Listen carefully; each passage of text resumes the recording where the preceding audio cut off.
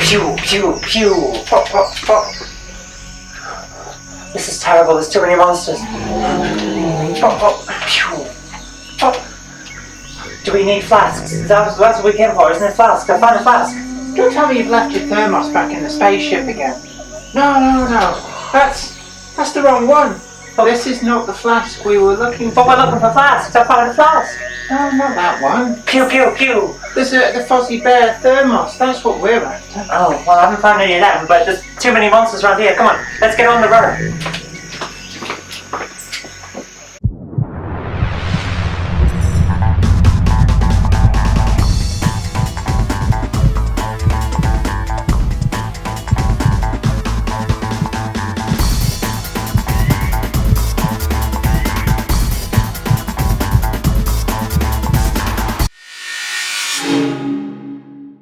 Hello and welcome to another episode of GameHammer. I'm a little under the weather this week, so we're going to keep this short and to the point. This is a shorter episode than we normally do because we've only got 2 systems that this game came out on, as far as I can tell. I've done a bit of research and it appears to have come out on the Spectrum and then been ported over and enhanced for the Amstrad. So I thought it would be a nice idea to take a look at what would essentially be a Speccy Port, but a Speccy Port that's not been done in the standard, let's just throw it out there and make a quick buck kind of way that people used to do on the Amstrad. So let's take a quick look at On the Run on the Spectrum. Okay, here we are on the Spectrum. Let's give this a try. The Spectrum is the original development version, as I recall, so this should be pretty good. Okay, we've got a decent Spectrum menu here. Nice colours, nice bold graphic. Well, not graphic, nice bold text. It's easy to read. We're going to define the playing keys though because they're not very good on the ones they've got. Okay, left, right, fire, thrust, center screen, and smart bomb. So there's our controls. And let's play the game. Let's see how this goes.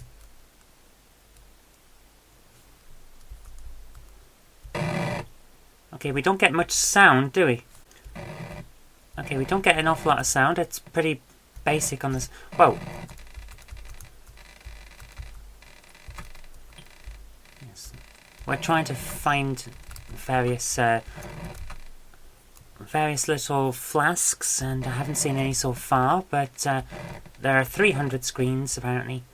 And oh, there's a flask. Right, we've got one of the 5 flasks. We've got an hour to do it, but we probably won't need an hour because I'm not very good at this game and probably won't get that far. But we'll see how we go. The movement is very simple. It's essentially left and right and thrust upwards.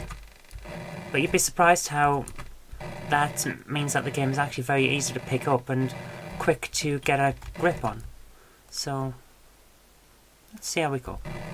I've been playing this a few times now, and what I've found from it is that every single item and every single monster is randomly generated, but the map itself is the same. So we get a good idea of where we're going to be going, just not what we're going to find when we get there. Which is, it makes for some replayability, I suppose. Most of what we're picking up is completely useless to us apart from enhancing our score, but since there's no high score as far as I can recall, it's actually a bit pointless in that respect. So this is essentially it. The gameplay is this, what you're seeing now. We're flying around trying to find the things that we need to collect, and hopefully we'll find them, and if we do, great, and if we don't, well, there's always next time. That's pretty much the end of the game. 300 screens to try and find things in. I've seen about 50 at most because I'm not all that good at this game. I'm actually getting a bit lost now. I'm not quite sure where I'm at. But the graphics themselves are bold and decent. They're not the best ever, but they're not the worst ever. Not by a long shot, and it's colourful. It's actually quite good fun to play.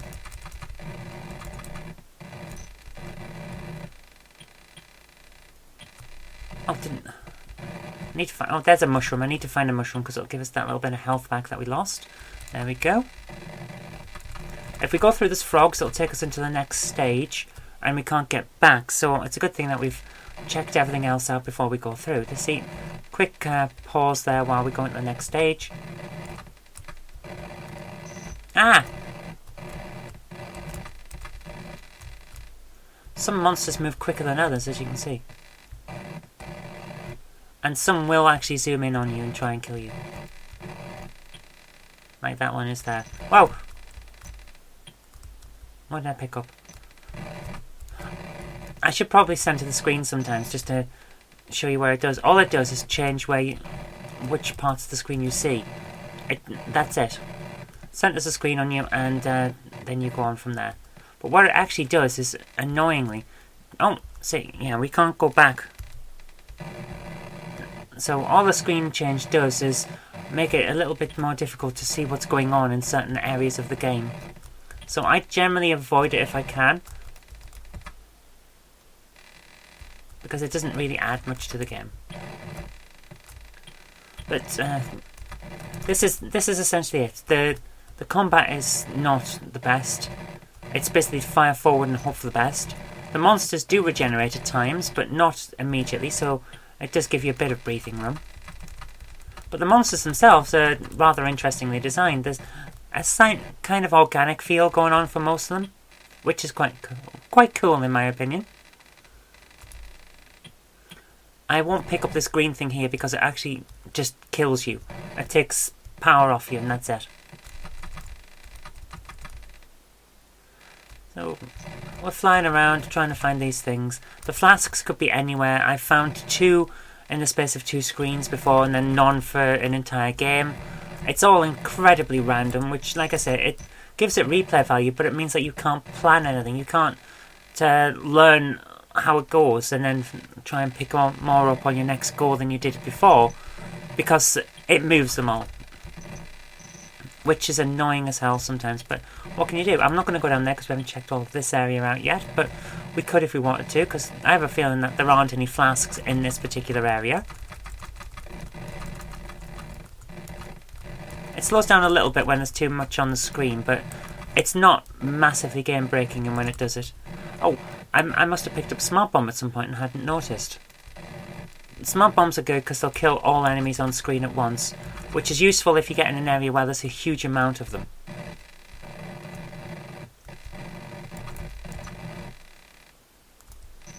Oh, for goodness sake. That's the other part that annoys the hell out of me. When I'm dropping down and I just land on a monster. And it's touch killing on this, so if you touch a monster, you get hurt. But if you land on a monster and don't realise for a brief second, then you will also get hurt.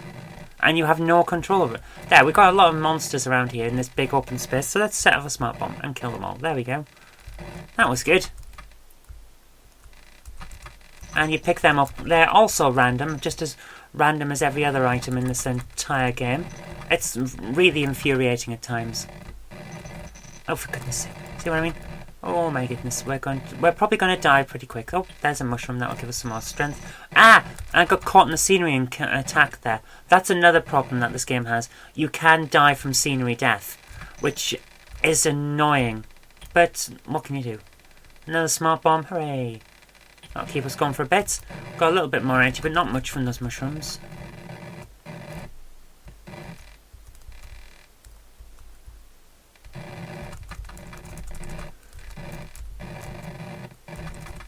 I think we still have a little bit of this area to check out before we move on to the next one, but to be honest with you, I think there aren't going to be any flasks in this area. Oh my goodness, smart bomb. There we are. That's very useful for a smart bomb.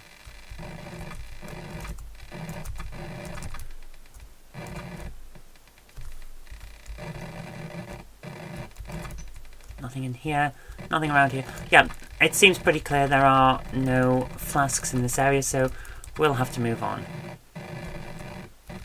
And now the question is, where was the exit to the next zone? Ah!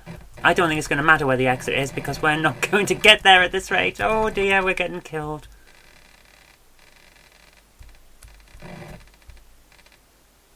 Is it over here? Oh, that's somewhere we haven't been.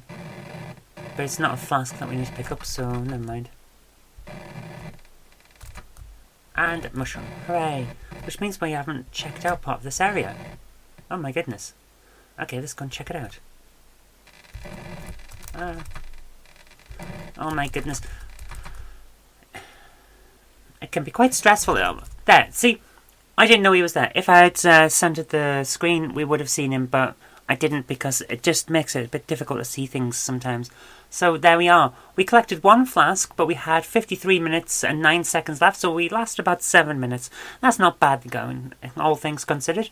And if we played again, none of what we picked up would be in the same place, none of the monsters would be in the same place, but the map itself would be the same, which is quite good if you want to map the entire area out. And there probably are maps available online.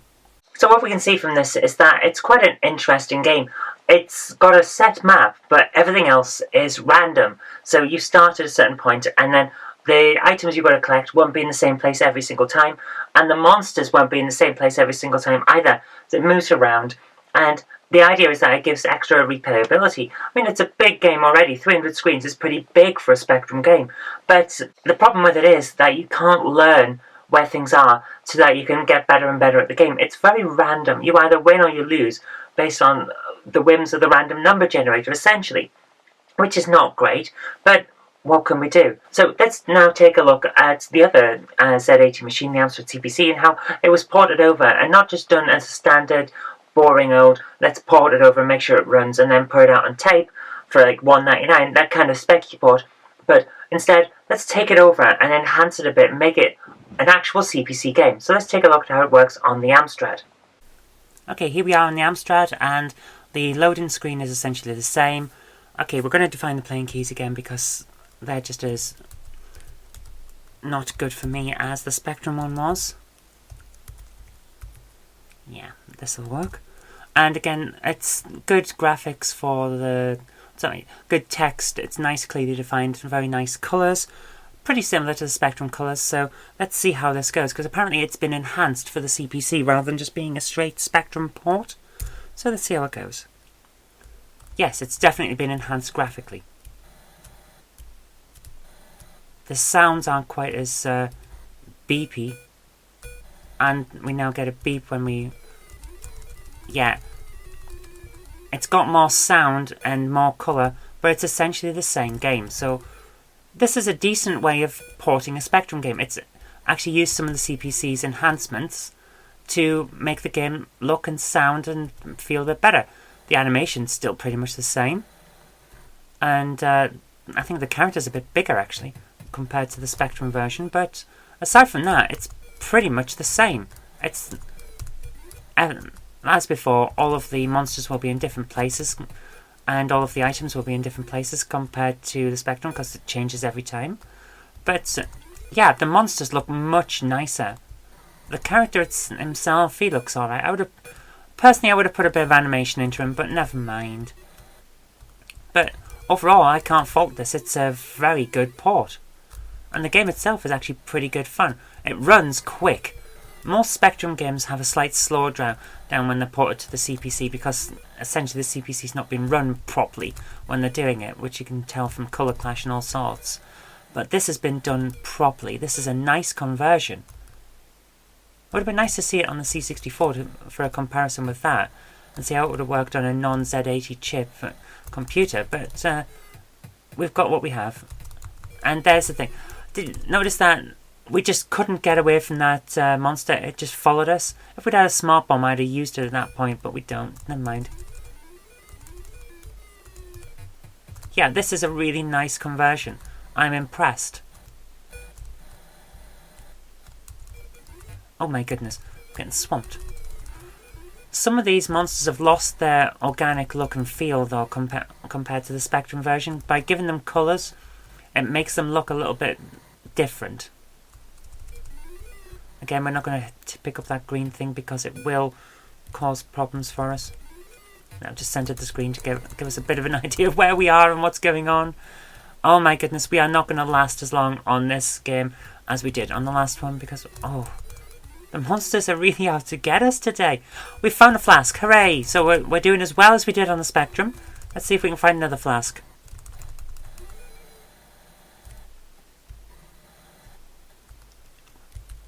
Center the screen again. Yeah. Oh, I hit the green thing. Oh, we didn't last very long. It was 3 minutes, but we found a flask. Let's have one more go to see if we can get any further. You never know, we might find something. Nothing so... Oh, we found... See, random. It's totally random. There is very little skill to playing this game because everything is either provided for you or not provided at all. It's one of those games, and that can be frustrating. But you can't fault the fact that it's actually quite interesting to play, and it looks really nice. I'm actually very impressed that this game is so good on the CPC compared to so many other Spectrum ports. This is how you port something properly. You actually take the qualities of the computer that you're taking it to and use them to the best of their ability. We could have had some sound, apart from the bleepy sound effects. We could have had a bit of music, I mean. But we don't. But we can get by with that because the gameplay is not bad. So, overall, I'm actually rather impressed. Let's just... Why did I pick up? I have no idea. That's one frustrating thing. I think it would have been better if they'd taken out the ability to center the screen and just had set screens.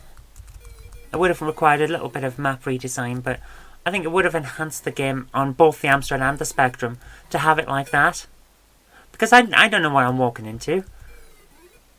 But a screen flipping game rather than what is essentially a hidden screen flipping game would have been a bit nicer. Oh, let's go and try and find that smart bomb. Because I have a feeling we will need that at some point. Right, it should be down here. Yes, it is. There we go.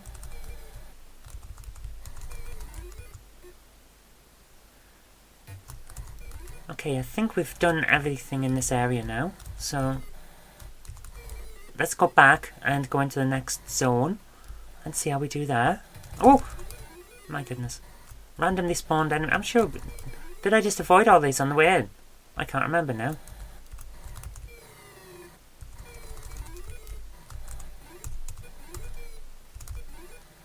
I do like the enemies. The big enemies are really well defined and the small enemies have a bit of character to them as well. So I'm actually really liking this. It's a nice game.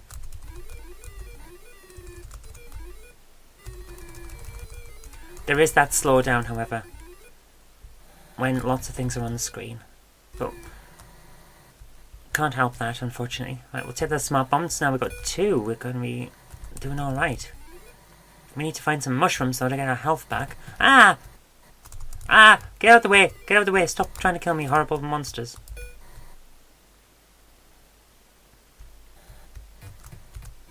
There we are. Use the smart bomb. Get that over with. Ah, health. We're doing okay, we're doing okay. Is that another flat? No, it isn't. The flasks that we're looking for look like perfume bottles, really. Instead of the flasks that we've been picking up so far. Yeah, this is massive slowdown now. Oh my goodness. Randomly spawning monsters in areas I'm pretty sure we cleared already, but never mind. Oh, come on. Let's get him. There we are. We're pretty sure that there aren't any more monsters attacking us now in that particular area because we weren't slowing down as much.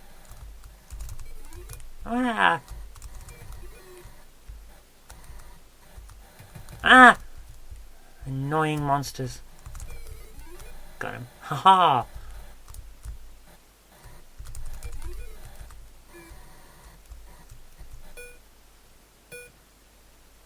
I have no idea what these things are, apart from score boosts. That's pretty much what they are. Not much going on, is there? Oh. Ah! Oh, now I'm stuck. Thanks, guys. Thanks. I really needed that. Appreciate your help there. Thanks. Give me that health. Thank you. I think we've pretty much seen the sum total of what this game has to offer now. It's big. It's a free roaming game, but aside from it being big and the monsters randomly generating, there's not an awful lot to this. So while I'm enjoying it, I can understand that not everyone will find it their cup of tea, so to speak. And we're dead. But there we are. We got a flask and we got 56 minutes and 10 seconds left, so we did alright. Not as long as we did on the Spectrum, but we did alright. I think we've had a pretty good look at what this has to offer, so let's leave it there. Well, there you are, the Amstrad CPC version. It's quite nice, isn't it? It's got good colour, good use of colour in fact. The monsters look good, the characters look good, the background looks good. It's all very nice. We could have done with a bit of music, but what we got was a few more enhanced sound effects than on the Spectrum, a better colour on the Amstrad. It runs at a decent speed. It's not a slowed down Speccy Port game that we'd expect from a Speccy Port. It's an actual good game. It looks like a proper made for the CPC game. So this, I would say, is a Speccy Port done right. And it's done at a time when it's the 48K, so there isn't a music option on the Spectrum, so we can forgive the music, I suppose, because they're not going to do too much extra work. It was a good version of it, and I'm actually quite impressed. The overall game, well, it's fun. I've spent a few hours playing it, and it's good fun. I'm not good at it because, like I say, you can't learn how this game works.